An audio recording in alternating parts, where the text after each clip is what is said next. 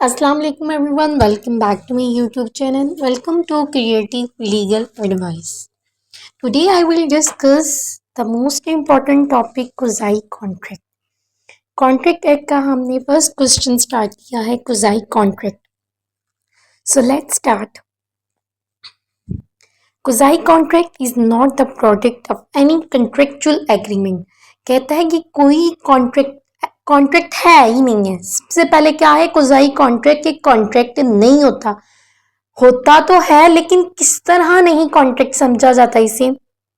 अब देखते हैं. कुजाई कॉन्ट्रैक्ट ये एक कंस्ट्रक्टिव कॉन्ट्रैक्ट है. ये बनाया जाता है, ये क्रिएट कर दिया जाता है. Quasi contract is not the contract in this sense कि एक कॉन्ट्रैक्ट नहीं है. किस सेंस में नहीं है वो देखते हैं. Where is neither an offer. इसमें कोई पेशकश नहीं की जाती, इसमें कोई ऑफर नहीं दी जाती, कोई एक्सेप्टेंस नहीं होती, कोई ये लिखा हुआ नहीं होता है, एक्सप्रेस भी नहीं होता. इम्प्लाइड उसके एक्शन से भी, पार्टीज के एक्शन से समटाइम पता चलता है कि इन पार्टीज के दरमियान कोई कॉन्ट्रैक्ट हुआ है. ऐसा भी नहीं होता. पार्टीज एक दूसरे को जानती भी नहीं होती, पार्टीज की इंटेंशन भी नहीं होती कॉन्ट्रैक्ट को करने के लिए. नार इट इज क्रिएटेड वॉलंटरी. ये रजा कराना तौर पर उसकी मर्जी के बगैर होता है. बट अंडर सर्टेन सर्कमस्टांसेस, कुछ ऐसे सर्कमस्टांसेस हैं, law impose on some obligation on the party, कि लॉ खुद ब खुद उनके ऊपर ऑब्लिगेशन, उनके फराइज इम्पोज कर देती है पार्टीज के, which must perform like a contract. तो वो कॉन्ट्रैक्ट परफॉर्म करना पड़ता है. Contract are legal document that contain commitment and obligations that can be said. Contract बिल्कुल एक ऐसी बात है कि एक लीगल डॉक्यूमेंट है, ठीक है. उसके अंदर जो कमिटमेंट सेट की गई हैं, जो ऑब्लिगेशंस है पार्टीज की, वो सेट की गई हैं. In quasi contract parties do not have formal agreement. इनमें पार्टी के पास कोई फॉर्मल एग्रीमेंट तो नहीं होता. इसे कोर्ट क्रिएट करती है कि ये एक फॉर्मल एग्रीमेंट दोनों पार्टीज बैठ के ये टर्म्स एंड कंडीशन सेट नहीं करती. उनकी कोई कह लें कि कोई एक्सप्रेस इम्प्लाइड कंडीशन कॉन्ट्रैक्ट होता ही नहीं है. अब क्या होता है, कोर्ट इस चीज को क्रिएट करती है. किस चीज को, कॉन्ट्रैक्ट को केस करती है. किस वजह से करती है, जो डिस्प्यूट हो जाता है पार्टीज के दरमियान. ये based on the principle of fairness equity, not is based on the parties intention. ये ना एक जस्टिस को, उसकी फेयरनेस को प्रमोट करने के लिए कोर्ट करती है. ये पार्टीज की इंटेंशन नहीं होती कॉन्ट्रैक्ट करने की. कुजाई कॉन्ट्रैक्ट बिल्कुल कॉन्ट्रैक्ट नहीं है, लेकिन ये कॉन्ट्रैक्ट क्रिएट किसकी तरफ से किया जाता है, कोर्ट की तरफ से, mutual consent of the parties. But law treaty से लॉ इसको इस तरह का कॉन्ट्रैक्ट समझेगा जैसे कि बाकी कॉन्ट्रैक्ट पार्टीज की मर्जी से किए जाते हैं. तो ये एक कंप्लीट कॉन्ट्रैक्ट होता है. नेक्स्ट है रेलिवेंट प्रोविजंस है सेक्शन 68, 69, 70, 71, 72. ये इसके रेलिवेंट प्रोविजन है. Meaning of the quasi contract है, तो quasi contract is a contract in law. ये लॉ का कॉन्ट्रैक्ट, लॉ खुद इस कॉन्ट्रैक्ट को क्रिएट करता है, नॉट इन फैक्ट. ये पार्टीज क्रिएट नहीं करती है, हकीकत नहीं होती कॉन्ट्रैक्ट की. It is an obligation created by law regardless of party intention to avoid unjust enrichment. कि ये लॉ क्रिएट करती है, कोई पार्टी की इंटेंशन नहीं होती ऐसा कॉन्ट्रैक्ट एक पार्टीज के साथ करने के लिए. Quasi contract not is not contract by which one party is bound to pay compensations. एक पार्टी को ना बाउंड किया जाता है, वो कंपनसेशन पे करेगी अगर उसने कोई सफर किया है, किसी को हार्म पहुंचाया है, ठीक है. ये the other party is not based on actual part. दूसरी पार्टी को करेगी, ये कोई प्रॉमिस नहीं होगा, लेकिन ये कौन क्रिएट करेगा, लॉ क्रिएट करेगा. Definition है, quasi contract is not contract impose by law to prevent unjust enrich, not based on the consent of the party. वही चीज की ये लॉ क्रिएट करता है, ये पार्टीज की कॉन्सेंट के बगैर किया गया होता है. ये सिर्फ एक ट्रीटमेंट होता है जस्टिस और फेयरनेस प्रोवाइड करने का. Uncertain relation that resemble contract. कुछ ऐसी रिलेशंस होती हैं जो एक उसी कॉन्ट्रैक्ट के साथ रिजेंबल करता है. ये कुजाई कॉन्ट्रैक्ट और एक एक्चुअल कॉन्ट्रैक्ट जो पार्टीज खुद करती हैं. कुछ उसकी टर्म्स एंड कंडीशन सेम होती है, लेकिन ये बेसिकली एग्रीमेंट नहीं होता जिस तरह ये क्रिएट किया जाता है लॉ की तरफ से. पार्टीज इसमें ऑब्लिगर है और ऑब्लिक्यू. जो बेनिफिट देगी, मतलब जो पार्टी बेनिफिट देगी, जो पार्टी नुकसान करेगी, जो कंपनसेशन पे करेगी, वो ऑब्लिगर पार्टी. और ऑब्लिगी पार्टी कौन होगी, जो बेनिफिट हासिल करेगी, जिसका नुकसान हुआ. नेचर इसकी क्या है कि ये कॉन्ट्रैक्ट की तरह है, ठीक है, ताकि ये एग्रीमेंट नहीं होता, मतलब पार्टीज नहीं डिसाइड करती ना, तो उस लिहाज से एग्रीमेंट नहीं होता। लॉ की तरफ से क्रिएट किया जाता है, अनफेयर गेन जो है ना उसको स्टॉप करता है और इन्फोर्स किया जाता है कोर्ट की तरफ से। Basic principle of the quasi contract, इसकी यही प्रिंसिपल है, फेयर जस्टिस प्रोवाइड करना, अनफेयर गेन को स्टॉप करना, ठीक है। Person benefit must return the benefit, person को जो बेनिफिट हुआ है, कोई कह लो कि दूसरी तरह से वो बेनिफिट हासिल कर रहा है तो वो बेनिफिट पे करेगा। और एब्लिगेशन कम फ्रॉम फेयरनेस, इसकी एब्लिगेशन कैसी आती है, फेयरनेस की वजह से, कोई एग्रीमेंट की वजह से नहीं आती। एसेंशियल देखे जाए तो ये पार्टीज का मतलब एग्रीमेंट तो नहीं होती है, एक पार्टी रिसीव करती है कंपनसेशन, एब्लिगेशन लॉ की तरफ से इम्पोज की जाती है, कंपनसेशन जो होता है ना एक कोर्ट ही इन्फोर्स करवाती है। कंसेप्ट ऑफ कोजाई कॉन्ट्रैक्ट है, quasi contract is an obligation created by court, no actual agreement between parties based on the unjust enrichment, meaning one person should unfairly benefit at the expense of, एक person दूसरे के expenses unfairly उसका फायदा उठा रहा है तो court उस चीज को इंश्योर करवाती है, हालांकि उनके दरमियान एग्रीमेंट नहीं हुआ होता, लेकिन कोर्ट इंश्योरिटी करवा रही होती है। किस चीज की इंश्योरिटी, कि जो दूसरे की बेनिफिट लिया जाता है अनजस्ट वे से, उसको वो मनी वो बेनिफिट वापस किया जाए उस पर्सन को। तो इसमें ला इम्पोज कर देती है ड्यूटी, जैसे ए मिस्टेकली पे कर देता है 5,000, ठीक है, टू बी के अकाउंट में। समटाइम ऐसे होता है ना कि हमने किसी और के नंबर पे सेंड करना होता है तो समटाइम रॉन्ग नंबर भी डायल हो जाता है, तो वो जो अनजस्टली किसी को बेनिफिट गया होता है, बेसिकली हमारे दरमियान कॉन्ट्रैक्ट तो नहीं होता है, एग्रीमेंट तो नहीं होता, लेकिन वो जो अनजस्टली गया है उसका वो शख्स बाउंड है, ठीक है, कि वो पे करे, वो कंपनसेशन वो पे करे जो मनी उसको रिटर्न हुई है। ये एक कोजाई कॉन्ट्रैक्ट ही बन जाता है क्योंकि इसमें एब्लिगेशन लॉ इम्पोज करवाता है।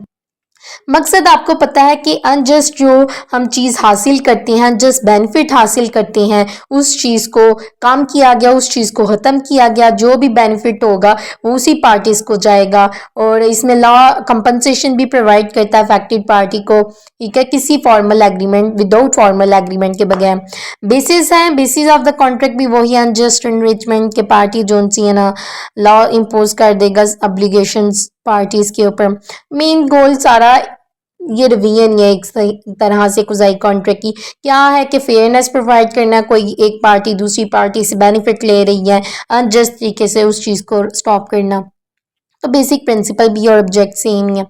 काइंड्स ऑफ कोजाई कॉन्ट्रैक्ट है सेक्शन 68 में, supply for necessary, when someone supply essential good और सर्विसेज टू पर्सन, जब एक शख्स कुछ एसेंशियल गुड सर्विसेज एक पर्सन को देता है, ठीक है, incapable of entering in the contract, उसमें कोई मतलब कह लो कि कॉन्ट्रैक्ट बेसिकली इन दोनों के दरमियान तो नहीं होता जब किसी को सप्लाई किया जाता है सर्विसेज। ये बहुत से केसेस लाइक माइनर के केसेस में, ल्यूनेटिक के केसेस में होता है, जैसे कि ए सप्लाई कर देता है good to food and good to be, क्योंकि वो मेंटली इल होता है वो पर्सन, ठीक है।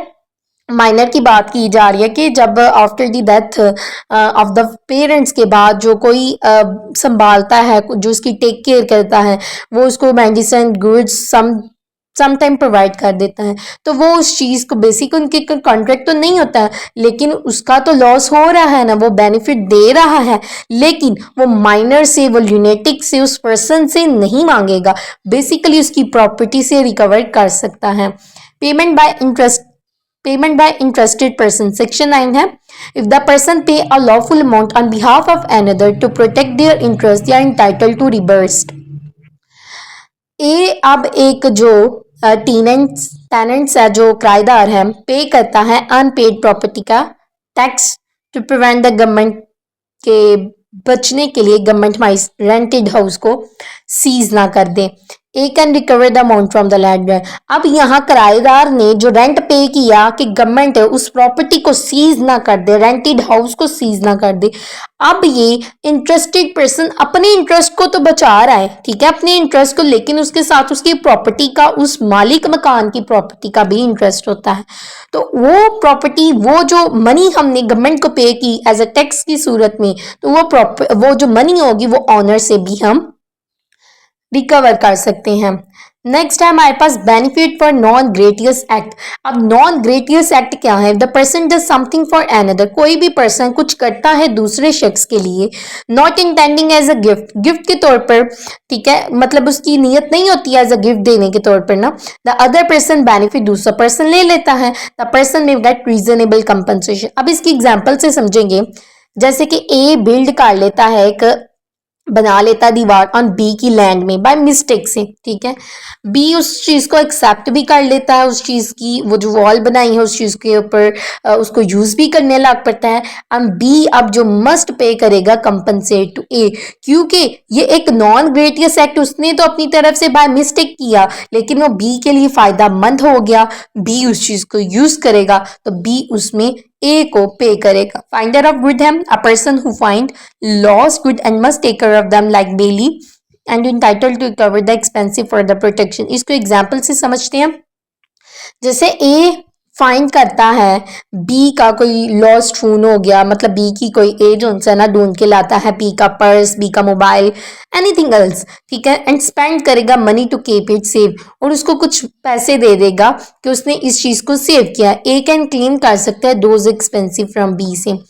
जैसे कि money and the good delivered by mistake कुछ चीज़ें जो उनसे डिलीवर्ड की जाती हैं, जैसे ये जो हम ऑर्डर करें तो मिस्टेक से कोई ऑर्डर हमारे घर आ जाए तो हम उसे यूज़ कर लें, ठीक है, वो भी इस सेंस में लिया जा सकता है, तो हम उस चीज़ को पे करेंगे। अगर कोई डिलीवरी वाला गलती से कोई पिज़्ज़ा डिलीवर करने आता है तो वो हमारे घर करने की बजाय किसी और के घर कर दे, जब हमें पता चलता है तो हम उस चीज़ को भी रिकवर करें, यही इसमें है, ठीक है। The money are good are delivered by mistake and for the recipient must return them.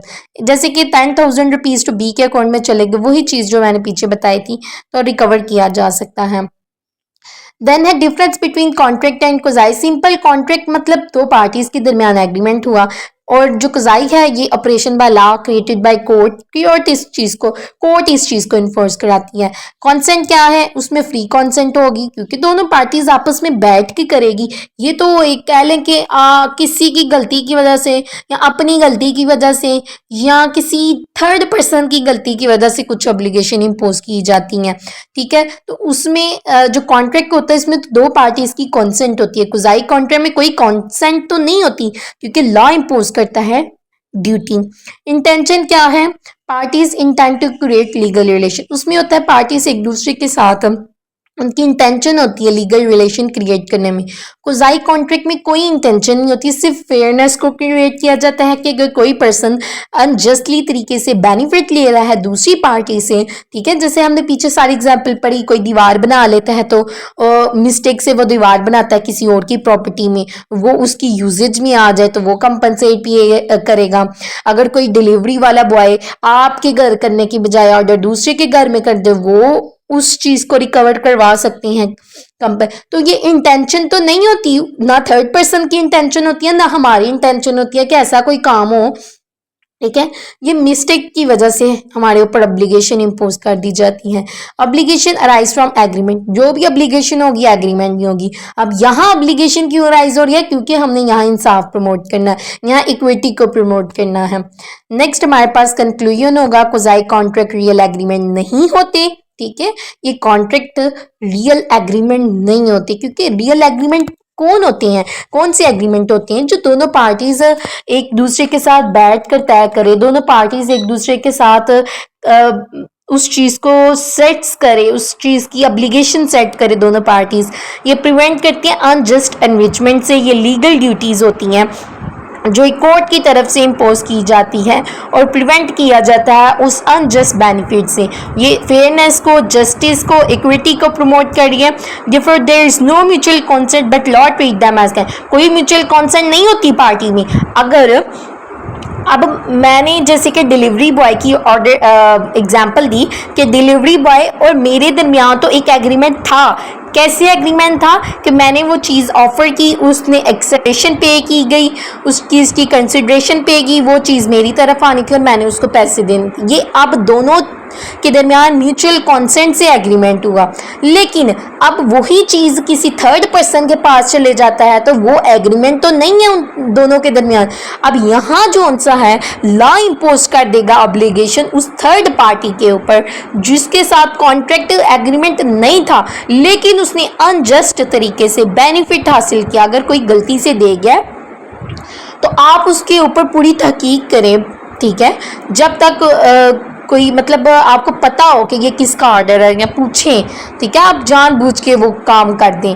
तो ये law treat them contract to ensure no one benefit unjustly and other expense, the purpose is to hold justice, justice को promote करना basic process था। बहुत easy था, ठीक है। उम्मीद करती हूँ आप सबको पसंद आएगा। या like and subscribe my channel. Okay students, अल्लाह हाफिज़।